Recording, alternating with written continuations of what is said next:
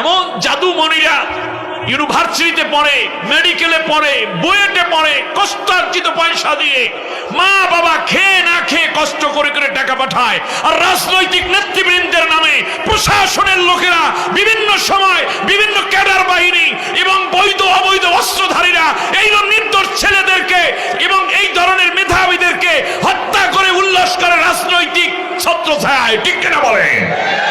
ঠিক তোমাদেরকে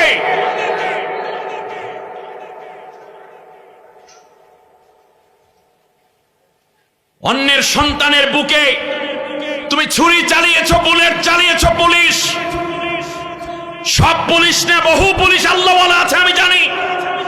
র্যাবে চাকরি করেন আপনি,